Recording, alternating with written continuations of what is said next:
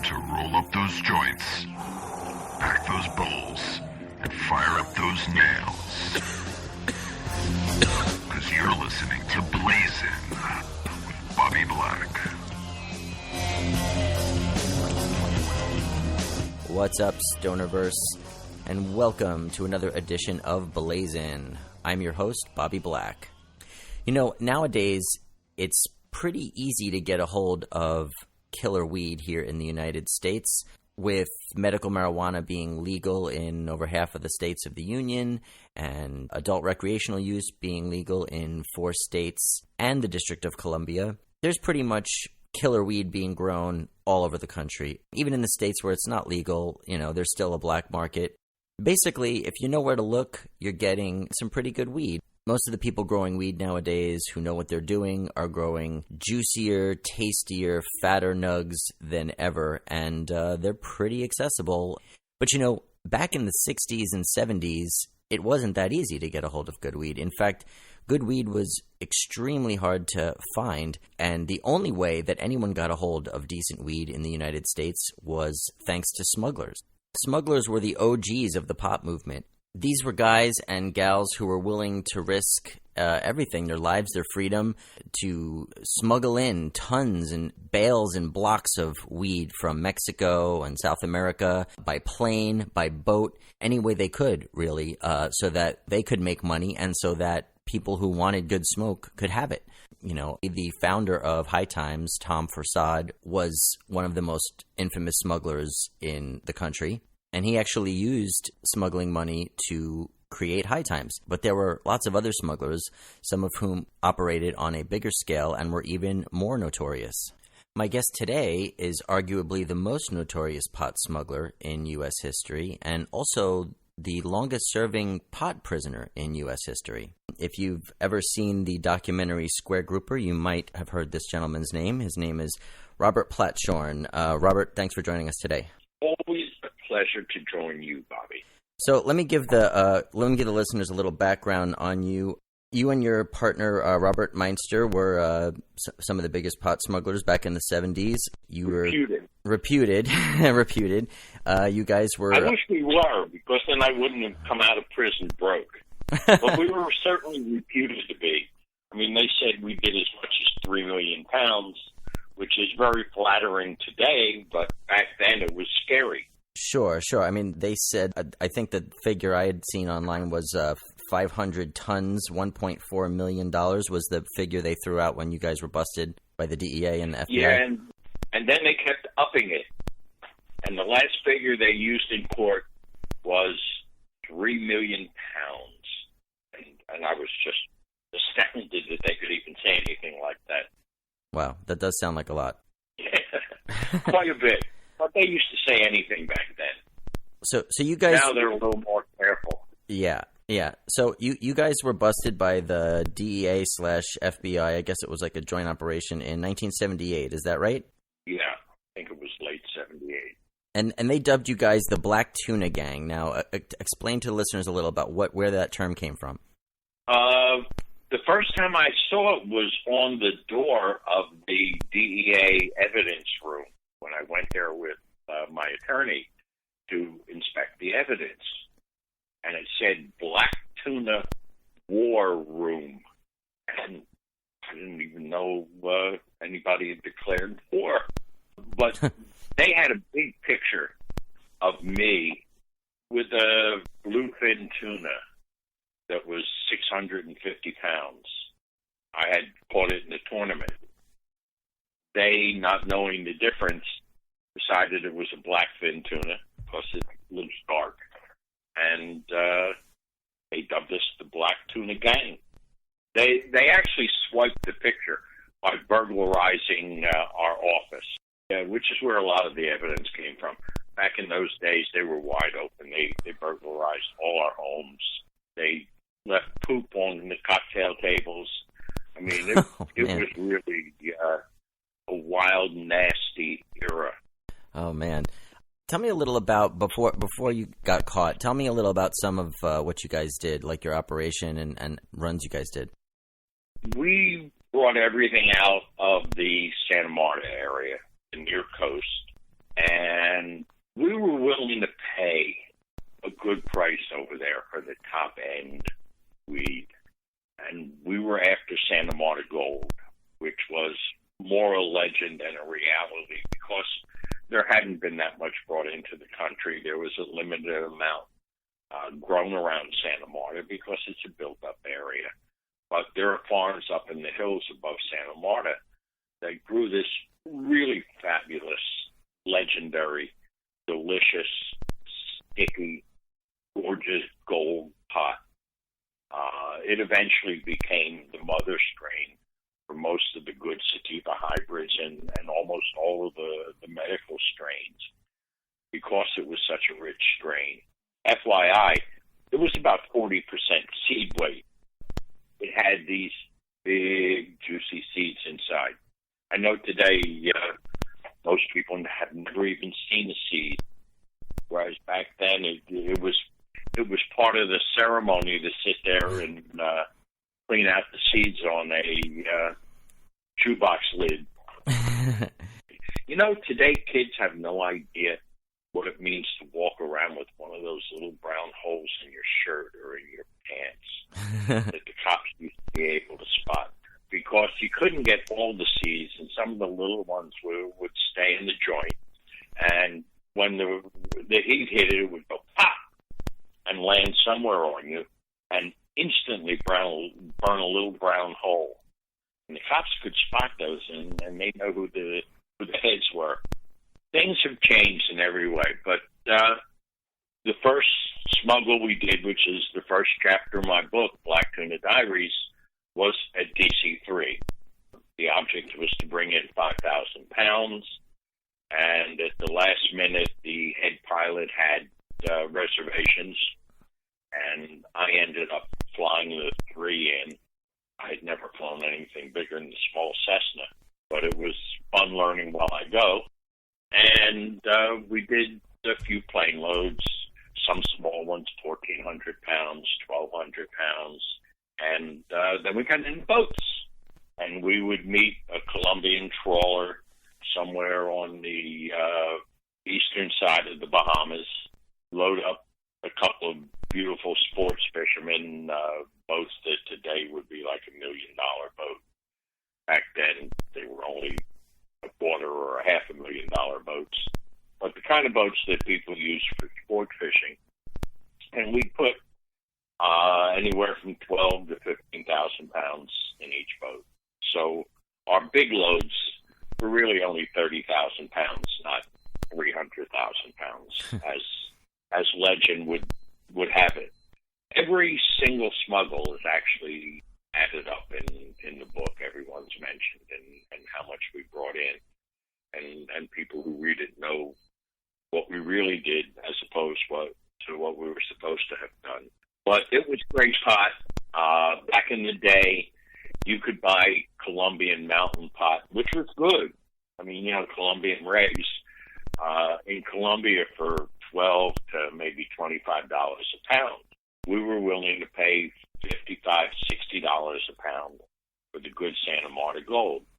So naturally, the growers saved it for us. I mean, it wasn't a genius move, but when we brought it back in those days, Colombian regs were anywhere, for somebody who came in and wanted 1,000 or 2,000 pounds, was 180 up to about 225 a pound. Our pot went for 280 up to about 310 pounds. It was just that much better, and it went out much quicker. Our loads were gone almost instantly, while the big Cuban loads, the big Colombian regs, would wait until the good stuff was gone before they could sell theirs. It was interesting times in Miami, and we were actually able to determine our prices by what it said in High Times in Trans High. We never really thought those figures were accurate, but they were a guideline for everybody to go to. Right. So what you're referring to, for those listeners who don't know, is in High Times magazine back in the day, and to this day actually, there's a page called Trans High Market Quotations, which basically gives a rundown of the price of all different types of weed all across the country and other countries sometimes as well. And this is it's all reader submitted, and from what the editors were able to gather from the grapevine, the underground. And that's the gauge that you're saying you were using as a barometer, kind of. Yeah, there was no other barometer back in those days. There was no other publication that would say anything about pot. So everything became High Times centric. We operated for about 3.5 years. Our goal, which by today's standard was modest, was to make $1 million a piece. There were actually 3 partners, Robbie and I, and then Gene Myers, who joined us a little bit later.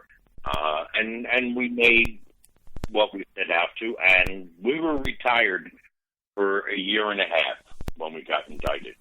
We were never caught. So they just pieced it together and then came after you later. Yeah. Standard operating procedure was to turn everybody they could into a snitch. And it really wasn't hard for them to do that because the marijuana business then were not violent people. They were not people who had criminal records. There were a lot of graduate students and Cuban revolutionaries who were trying to get Castro out. I mean, it was the gringo mobs and the Cuban mobs. So they caught up to you, and then you got indicted, and then what were you sentenced to? I was sentenced to 64 years. Wow. 31-year regular adult sentence and a 33-year kingpin sentence. I caught the first kingpin sentence that was given for pot. It was never meant to be used for pot. It was meant for the French Connection case. But they found they could use the kingpin statute for almost any crime, as they could RICO, which was meant for racketeering. And we had, 4 or 5 RICO charges, and the overall charge was under 848, the kingpin statute, which was non-parolable back in the days when regular sentences were parolable. Amazing. And so, yeah, and under the old law, had we been sentenced to fully parolable sentences, the most we could have served would have been 10 years, no matter how much they give you. You're eligible to be paroled even with a 100-year sentence after 10 years, provided you behaved yourself. However, they were looking for a way to cement the relationship between the DEA and FBI. They needed each other badly. The DEA already had a bad reputation as a corrupt agency, and they had been working with customs. The DEA was formed without arrest powers. They felt it might prevent corruption, which had been a problem with their predecessor, the Bureau of Narcotics and Dangerous Drugs, or the BND. Right. So they had to partner with somebody, and their regular partner was U.S. Customs. But there were a lot of problems. Customs didn't want to be part of what the DEA was doing and the way they were operating illegally. So DEA needed a new partner. And the FBI, at the end of the Cold War, needed a new task. They couldn't go out and chase make-believe communists, which they had been doing for 20 years or more since the Second World War. Their task at the time was to stop commercial espionage. Now, that's not too sexy, and it doesn't fit in with the DEA image of major crime fighter. So they wanted to be part of what the DEA was doing because it was so easy to catch people who didn't have criminal backgrounds and most of whom were willing to turn in their associates. And so they tried real hard to make Black Tuna case, such a sensational case, and they succeeded. Nobody had ever gotten the kind of time that Robbie and I got, and Gene. And I got the most time and served the most time. And how much did you actually serve out of what you were sentenced? 29 and a half years, just under 30. Wow. That's crazy. Yeah, well, I thought so too, but obviously the judge didn't. When I was sentenced, and I said to the judge, I said, Your Honor, I'm 35 now. I don't know if I could finish that sentence. He said, don't worry about it. He says, just do what you can. How nice of him. He was a right guy. His bag man came to us and wanted $3 million. And at that point, between us, we could maybe scrape up $1.5 million because the money had been gone into our businesses and homes. And he took that as an insult and said, yeah, they're going to be sorry. Yeah. And we sure were sorry. I remember when you got out in 2008, I was very aware of you, not only from the Square Grouper movie, but also from, High Times had covered you quite extensively over the years, interviewed you and covered your story, and had actually led, some of the charge to help try to get your sentence, reduced and draw attention to the injustice of your case. But I remember when you got out in 2008 and you and I ran into each other. I think it was at the Seattle Cannabis Cup, and you had just gotten out, and your very first thing on your agenda was to become an activist and to fight for legalization and to try to stop what happened to you from ever happening to someone else. And I just had nothing but the utmost respect for you and for that, and that's when you got heavily into activism and you started the Silver Tour shortly after that, didn't you? Yeah, I spent about 1.5 years looking for a niche where I could be effective. I'm a pragmatist, and I learned pragmatism in prison. You go for what is practical, for what you can achieve, and you take it in little pieces until you get what you want. I looked around, and I was very disappointed by what happened in California when Prop 19 went down the drain. I looked at the exit polls in all the counties in California. And the one thing that was abundantly clear is Prop 19, full legalization, would have passed were it not for seniors. And that kind of knocked me for a loop because that's my generation. We invented marijuana for white people and non-jazz musicians. We made upgrade weed available, and it became a popular thing. Before that, it really wasn't available. I mean, it was Tom Forsyth and my generation of smugglers that opened up markets all over the country and made people realize there was a good product available. But I realized then that nobody was talking to seniors. Nobody. They weren't included in the conversation. And what really spun me was that people who had seniors who had lived in California for years and years, where they already had legal medical for 15 years at that time, knew absolutely nothing about the benefits of medical marijuana for seniors. Everybody knew, it was good to treat glaucoma, and everybody had a relative who needed it to counteract the chemo. But they had no idea how important it could be to their everyday life. And nobody was telling them. And I looked around even more, and I'm a director of Normal of Florida Normal, have been since the day I got out. But I looked around and I saw that no one, absolutely no one, was doing public education.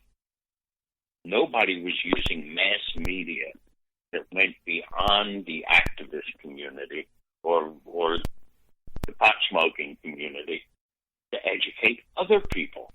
And I said, wait a minute, I'm a pitchman. I've been doing this all my life. I made infomercials before Ron Popeil ever did. And I'm a senior. My hair's the right color. And so the Silver Tour was born. And I felt that if we could bring seniors out of the closet, because most of them weren't really anti-marijuana, they felt that they couldn't come out publicly. So I had a dual purpose: educate them and make them comfortable with talking about marijuana and how much they like it and how much it does for them. I found my niche, and the Silver Tour was born. We started doing live shows. Originally, no senior community would let us in. You know, I wanted to go to the big senior communities where they have a clubhouse and people are still alive and playing sports and voting. Couldn't get into one, and I live in Florida where there's thousands. I couldn't even get in to do a show in the one I live in, an over 55 community.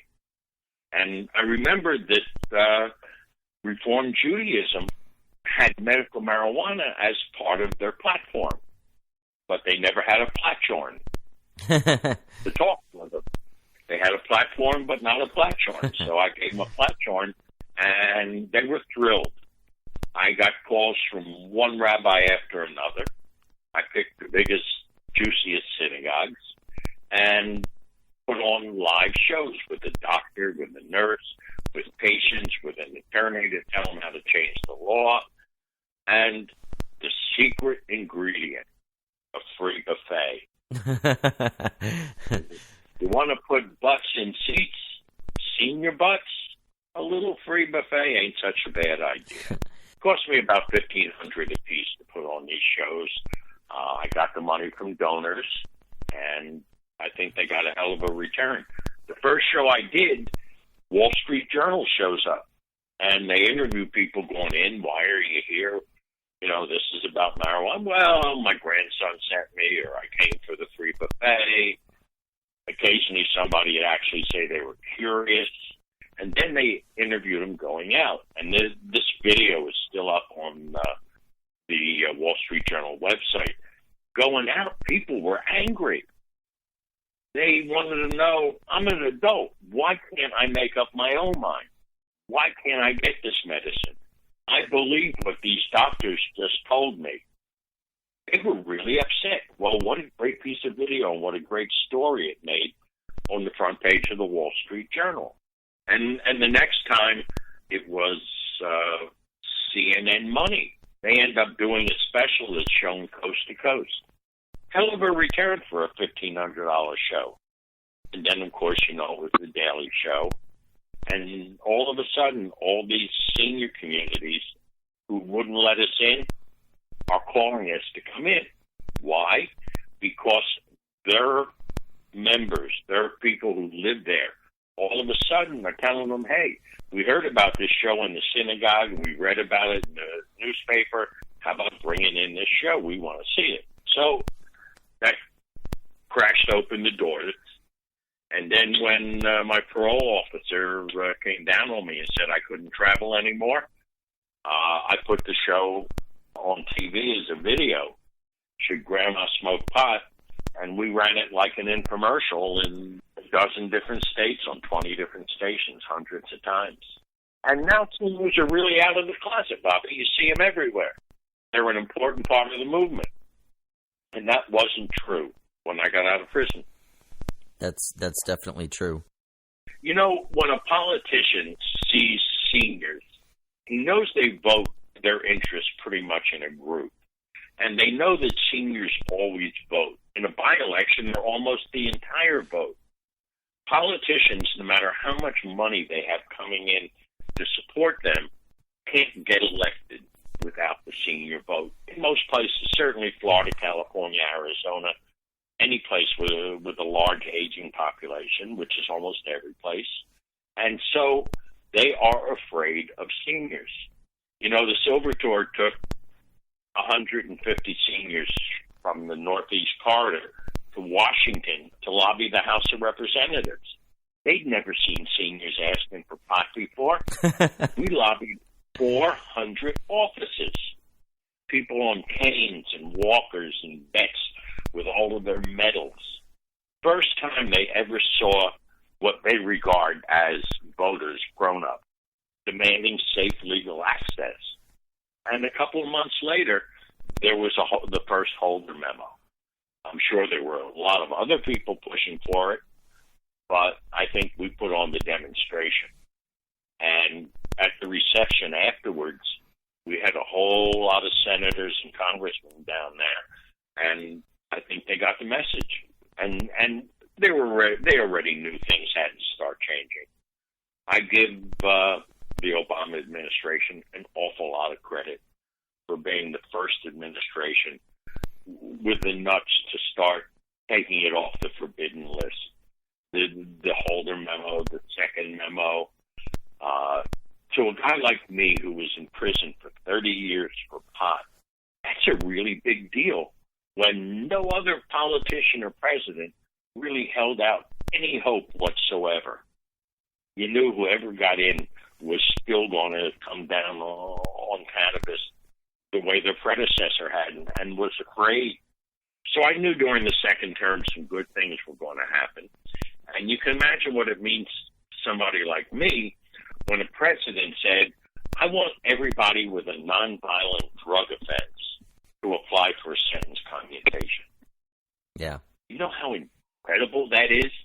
And then it gets rid of the totally corrupt and inept board that you used to have to apply to for a presidential pardon or commutation, and who never entertained but a very, very few that pretty much had to fix in. I mean, it used to be you could buy a presidential commutation if you were rich enough. Anyway, what Obama's done is a big deal to me, and I think I know he made it possible for many states that were using the excuse we can't pass medical marijuana because we're afraid they're going to come arrest the governor and arrest the chief of police. You know, the feds are going to come, and that was their excuse. And after the Holder memo, that excuse was gone. So tell me what you have going on now. Obviously, the Silver Tour is still going, and I know you had told me a little while ago that you were launching a radio campaign down in Florida. Tell me about what you have going on now, looking into the future. Yeah, first of all, it's not down in Florida. Anything the Silver Tour's done has been done nationally. When we were running Should Grandma Smoke Pot on TV, most of the airings were not in Florida. It was in any state that really needed it or where we had a donor who was willing to pay for those TV spots. This year, 2016 is going to be a watershed year. We know we're going to make progress in a lot of states, but most people don't realize that the anti-marijuana people have pooled millions and millions of dollars to stop or slow it down wherever they can. They're really planning to put the brakes on what we're doing. And the only way to overcome it is education. They're going to come out with all the old reefer madness lies. But somebody has got to go public and tell people what the truth is. So the best way to reach the largest number of people for the least amount of money, and you know media is my thing, is radio. And where do you find the voter you need to reach? You find him on news talk stations. So I made a deal to buy thousands of spots at approximately $5 a spot for a 60-second spot. And you can do a lot of educating in 60 seconds.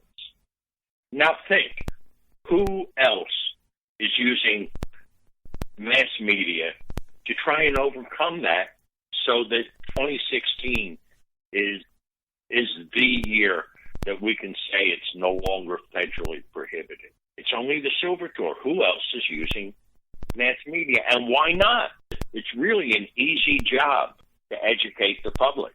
They want to be educated. I spent the full time last year running the Silver Tour, planning that campaign, did a couple of live shows. But I don't know if people know it. Neither me nor anyone else at the Silver Tour has ever been paid a dime. The Silver Tour is a 501c3 nonprofit. We're an educational organization. Every cent we've taken in has gone to media and education, including half of what I've made on my book in the last few years. But I'm doing what I love to do.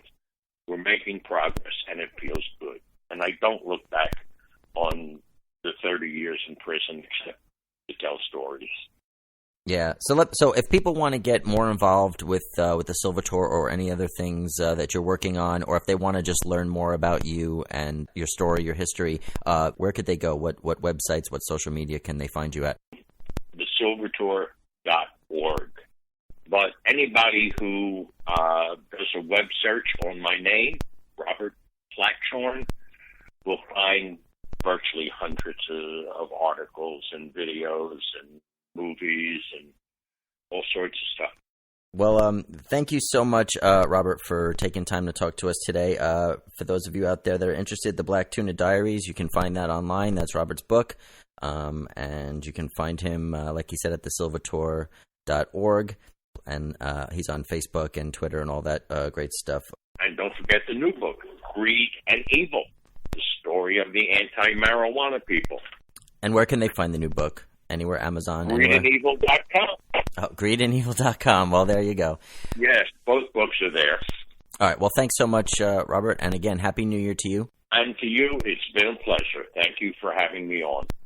All right, well, that's going to wrap it up for this week. Be sure to follow me on Twitter at Bobby Black, on Facebook and Instagram at Bobby Black 420. Be sure to check out our Facebook page, facebook.com/blazinwithbb. Give us a like, leave us some feedback. Be sure to tune in and toke up with us again next week when my guest will be Scott Reach from Rare Dankness Seeds. Until then, this is Bobby Black saying, blaze on, brothers and sisters.